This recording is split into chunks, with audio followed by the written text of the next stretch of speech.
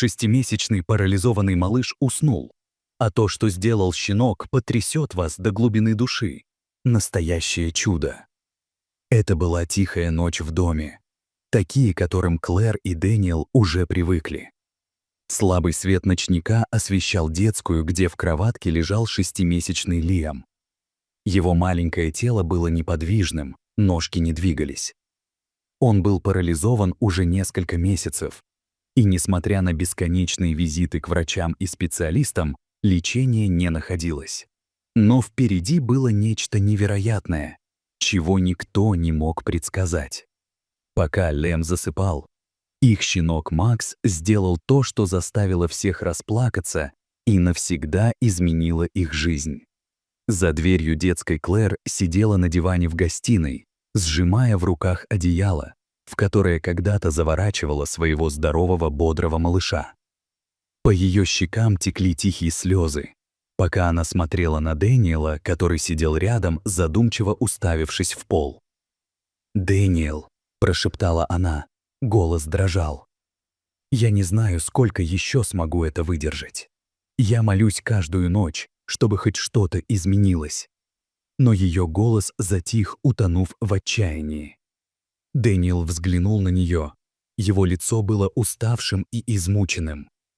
«Я знаю», — мягко ответил он. «Я чувствую то же самое. Но мы должны продолжать надеяться. Ради Лиама». Их слова повисли в воздухе, наполненные сомнением. В углу комнаты золотистый ретривер Макс внимательно наблюдал за ними. Он мягко вилял хвостом. Его яркие глаза перебегали от скорбящих родителей к двери детской. Макс всегда тянулся к Лиаму, проводя часы у его кроватки, как будто понимал, что малыш нуждается в нем. Но в ту ночь все было иначе. Макс выглядел беспокойным, то и дело ходил возле кроватки Лиама, а потом свернулся клубочком рядом с ней. Клэр заметила его поведение, но не придала этому большого значения. «По крайней мере, Макс приносит Лиаму какое-то утешение», — пробормотала она.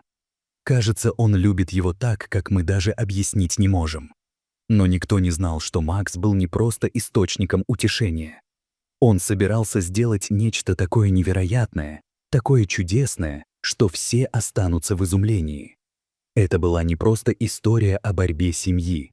Это было начало момента, который вернет им надежду и напомнит, что чудеса случаются в самых неожиданных формах. Лиам был когда-то здоровым, жизнерадостным малышом, который приносил радость своим родителям, Клэр и Дэниелу. С самого рождения его большие глаза светились любопытством, а крошечные ручки крепко сжимали их пальцы. Но все изменилось, когда ему исполнилось 3 месяца. Однажды утром Клэр заметила что-то необычное. Лиам перестал шевелить ножками, как раньше. Его маленькое тело было необычно неподвижным. Сначала она попыталась отмахнуться. Возможно, он просто устал или у него был неудачный день. Но дни шли, а Лиам не показывал признаков улучшения. Наоборот, он становился слабее. Беспокойство превратилось в панику, и пара поспешила в больницу. После серии обследований врачи сообщили страшную новость. У Лиама редкая форма паралича, и нет ясной причины или лечения. Его прогноз был неопределенным, и будущее казалось безнадежным.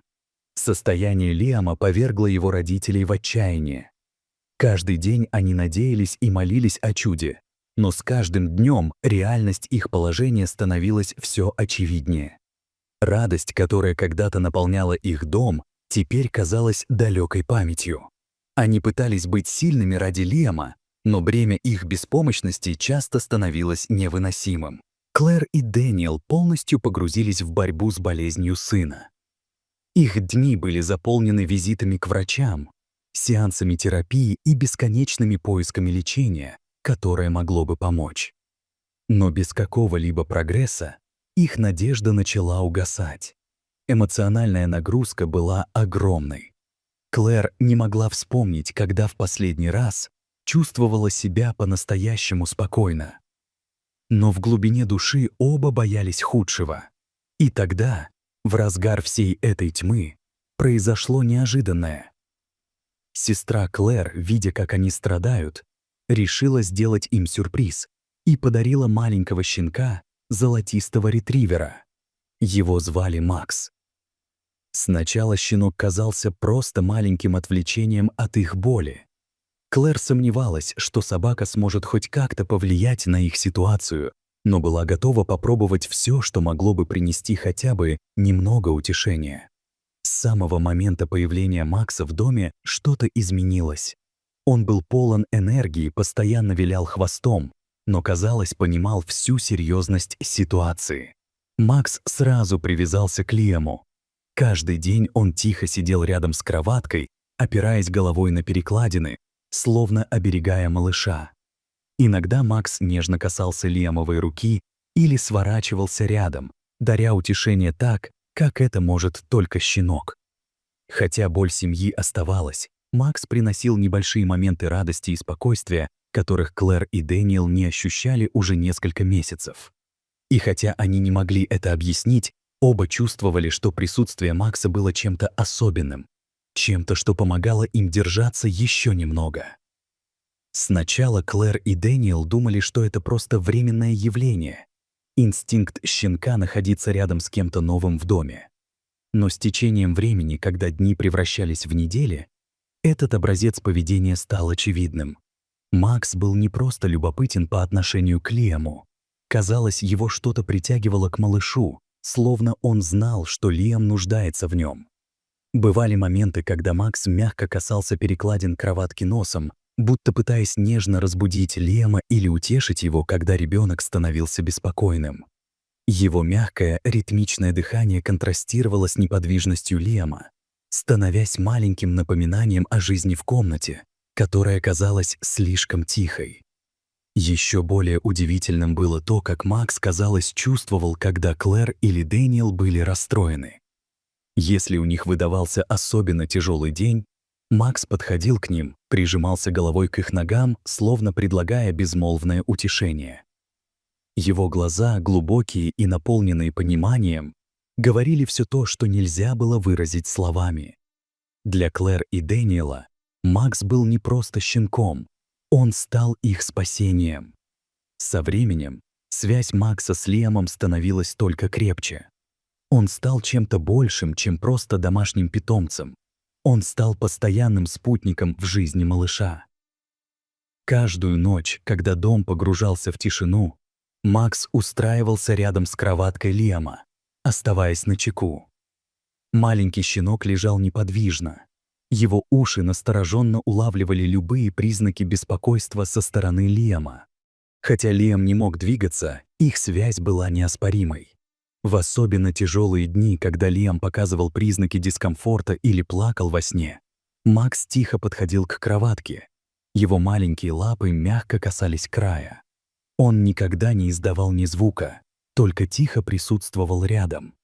Его близость, казалось, успокаивала ребенка, даря ему чувство безопасности, которое не мог дать никто другой. Клэр и Дэниел часто слышали о особой связи между животными и детьми, но никогда по-настоящему не понимали это, пока не увидели Макса и Лиама вместе. Это была не просто связь, это было что-то более глубокое. Макс не просто составлял компанию Лиаму, он оберегал его, охраняя так, как никто другой не мог. Любовь Макса была тихой, но мощной, и хотя щенок не мог сказать ни слова, его действия говорили больше, чем можно было выразить словами. Это была любовь, которая не нуждалась в объяснениях, и она дарила Клэр и Дэниелу чувство покоя, которого у них не было уже много месяцев. Но они даже не догадывались, что этот молчаливый страж вскоре станет частью чуда, которое оставит их без слов. Это была ночь, похожая на многие другие, тихая, неподвижная и наполненная грузом невысказанных страхов. Щенок был тихим, но незыблемым символом надежды в море неопределенности. Но сегодня в нем было что-то другое. Когда Клэр вытирала слезу, она заметила Макса. Щенок метался по комнате. Его обычно спокойное поведение сменилось беспокойством. Он подходил к двери, потом возвращался к кроватке Лиама снова и снова. Это странное поведение казалось неуместным, но Клэр сначала не придала этому значения. «Макс, что ты делаешь?» — мягко спросила она, но щенок не реагировал. Вместо этого он выглядел еще более сосредоточенным, как будто пытался что-то сказать. Дэниел тоже заметил это. Он ведет себя странно сегодня. Ты когда-нибудь видела его таким? Клэр покачала головой. Нет, похоже, он пытается нам что-то сказать. Но что именно? С каждой минутой действия Макса становились все более настойчивыми. Он перемещался из одного конца комнаты в другой, не отводя глаз от кроватки Ляма. Затем неожиданно он рванул к двери детской и начал царапать ее лапами. Его тихие скуления эхом разносились по дому. Клэр поднялась и подошла к двери, не зная, что думать о поведении Макса. «Макс, что случилось?» – пробормотала она, мягко поглаживая его. Но щенок не успокаивался. Вместо этого он продолжал царапать дверь. Его тело дрожало от напряжения. Сделав глубокий вдох, Клэр открыла дверь, но Макс не двинулся с места. Он просто стоял там, пристально глядя на кроватку Лиама. Казалось, щенок чего-то ждал знака. Сердце Клэр бешено заколотилось, смесь замешательства и ожидания захватила ее. Неужели Макс что-то знает, чего она не знает? Она снова повернулась к Лиаму. Его маленькое тело лежало неподвижно, а лицо было умиротворенным во сне. На мгновение все словно застыло во времени. Но затем, без предупреждения, Макс сделал то, чего никто не ожидал. Он подошел к кроватке Лиама, мягко толкнул прутья носом. Сначала Клэр подумала, что щенок просто пытается привлечь внимание малыша. Но затем Макс сделал нечто большее. Он свернулся калачиком к кроватке, его голова легла рядом с прутьями, как будто он охранял ребенка. То, что произошло дальше, изменило все. Комната снова наполнилась тишиной. Казалось, время остановилось, пока Клэр и Дэниел смотрели, не зная, чего ожидать. И тогда случилось чудо. Когда Макс лежал у кроватки Лиама, произошло нечто поразительное. Маленькая ручка Лиама, которая не двигалась уже несколько месяцев, начала дрожать. Медленно, почти незаметно его пальцы сдвинулись. Дыхание Клэр замерло.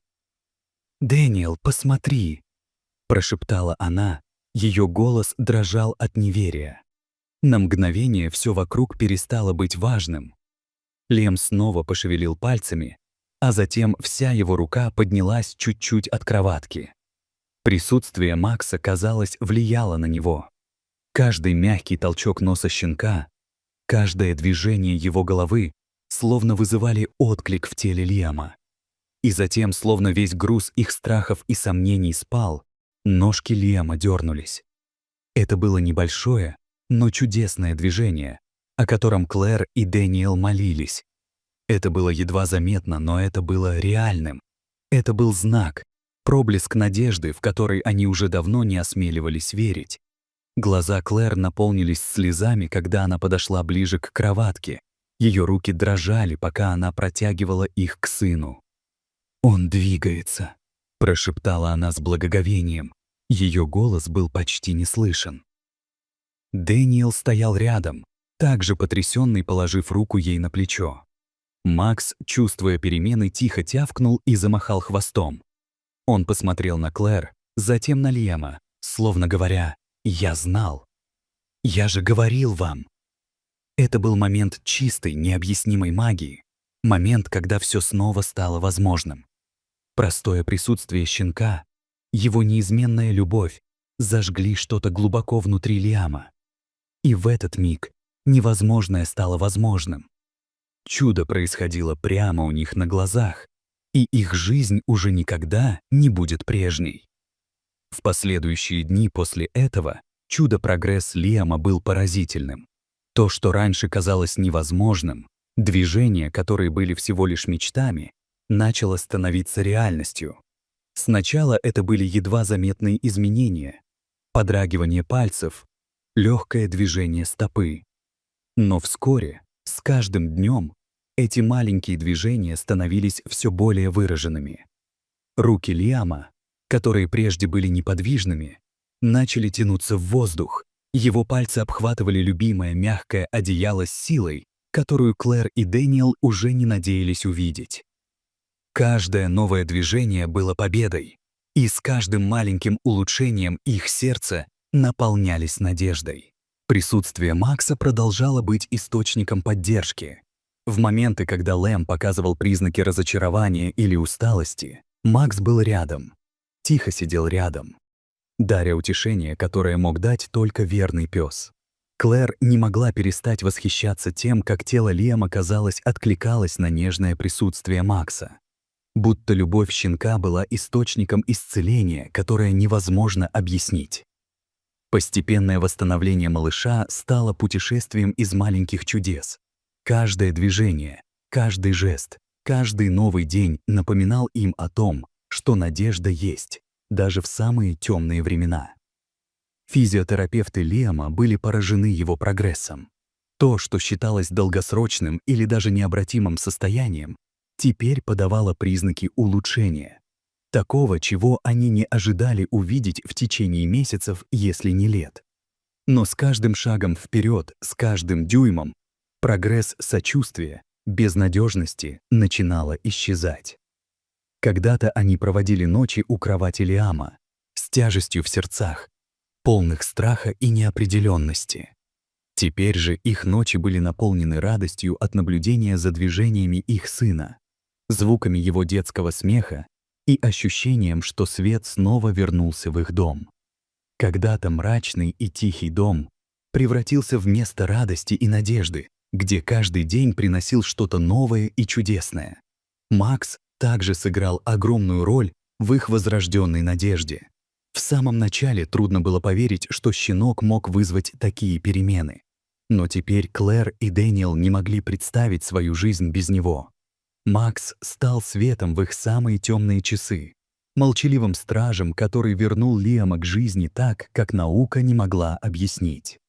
Когда Макс ночью лежал рядом с кроваткой Лиама, как всегда наблюдая за ним, Клэр и Дэниел понимали, что этот щенок спас не только их сына.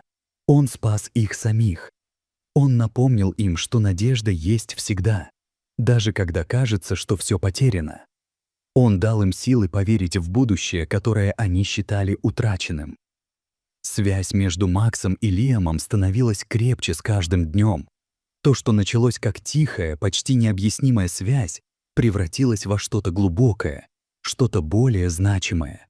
Макс был для Лиама не просто домашним питомцем, он был его защитником, лучшим другом, настоящим чудотворцем. Казалось, что Макс понимал всю важность происходящего. Каждый раз, когда Лиам делал хоть малейшие движения, Макс радостно вилял хвостом, будто празднуя каждую победу. Щенок нежно толкал носом руку Лиама, как будто напоминая ему, что он не один на этом пути. Когда Лиам начал самостоятельно сидеть и держать голову прямо, Макс всегда находился рядом, словно подбадривая его и предлагая свою поддержку. Никогда не отходя далеко, он был готов прийти на помощь в любую минуту. А когда Лиам смеялся, Макс радостно лаял, подпрыгивая вверх-вниз, как будто присоединяясь к веселью. Любому, кто видел их вместе, было ясно, что это не просто двое существ, делящих одно пространство. Это две души, связанные нерушимой связью. Связью, которая выходила за пределы слов и объяснений.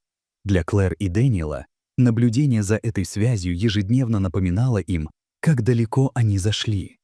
Эта связь была построена на доверии, любви и непоколебимой вере, связью, которая вернула их сына из бездны отчаяния. Глядя на Макса и Ляма, сидящих рядом, они знали, что независимо от того, что ждет их в будущем, они нашли что-то по-настоящему особенное, что-то чудесное. Щенок, малыш и родители. Семья, объединенная не только кровными узами, но и невероятной, меняющей жизни, силой любви. Когда Клэр и Дэниел сидели вместе на диване, наблюдая, как Лиам играет с Максом, их сердца были полны благодарности и восхищения. Путь, который они прошли, болезненный, наполненный неопределенностью и разбивающими сердце моментами, в конце концов привел их к месту, о котором они даже не могли мечтать. Это было место радости, надежды и, самое главное, любви. «У нас нет всех ответов», — тихо сказала Клэр, глядя на Лиама и Макса. «Но мы точно знаем одно — любовь сильна. Она сильнее любого диагноза, любого страха, любого препятствия». Она вытерла слезу, ее голос дрожал от эмоций. «Макс дал нам то, что мы думали, что потеряли — надежду. И эта надежда превратилась в чудо». Дэниел кивнул. Его глаза блестели. «Мы поняли, что никогда нельзя сдаваться, как бы невозможно это ни казалось. Нужно держаться за надежду и верить в любовь вокруг. А иногда, когда меньше всего этого ожидаешь, эта любовь приносит в твою жизнь чудеса». Их послание было простым, но глубоким. Любовь имеет силу исцелять, направлять и вдохновлять, даже когда кажется, что вся надежда потеряна. Это была не только любовь между ними как родителями, которая сыграла решающую роль. Это была также любовь щенка, молчаливого, преданного спутника, который никогда не сдался в борьбе за их сына, даже тогда, когда это сделал мир. В мире, полном неопределенности, их история стала доказательством невероятного влияния, которое любовь, будь то от семьи, питомца или даже незнакомца, может оказать на жизнь. История Ляма и Макса — это не только рассказ о чудесном восстановлении ребенка. Это рассказ о силе любви, о негласной связи между людьми и животными, о глубоких и неожиданных путях, которыми жизнь может нас удивить. Для каждого, кто услышал эту историю, в ней есть глубокий урок. В нашей повседневной жизни мы часто сталкиваемся с трудностями, которые кажутся непреодолимыми, будь то личные проблемы, проблемы со здоровьем или моменты отчаяния. Легко почувствовать себя подавленным, задаться вопросом, станет ли когда-нибудь лучше. Но история Ляма напоминает нам, что иногда чудеса приходят в самых неожиданных формах. Она учит нас, что любовь, будь то от человека или животного, обладает силой исцелять так, как мы не можем до конца понять. Она показывает, что, открывая свое сердце другим, проявляя доброту, эмпатию и поддержку, мы приглашаем чудеса в свою жизнь, какими бы маленькими они ни казались. Если вас тронуло этому видео, и поделиться им с друзьями и семьей, которым тоже может понадобиться вдохновение и надежда сегодня. И обязательно подпишитесь на наш канал, чтобы не пропустить больше душевных историй, таких как эта. Вместе мы можем создать сообщество, которое ценит любовь, исцеление и чудеса. Помните, чтобы вы не переживали, любовь имеет силу изменить вашу жизнь. Продолжайте верить в чудо, которое, возможно, уже ждет вас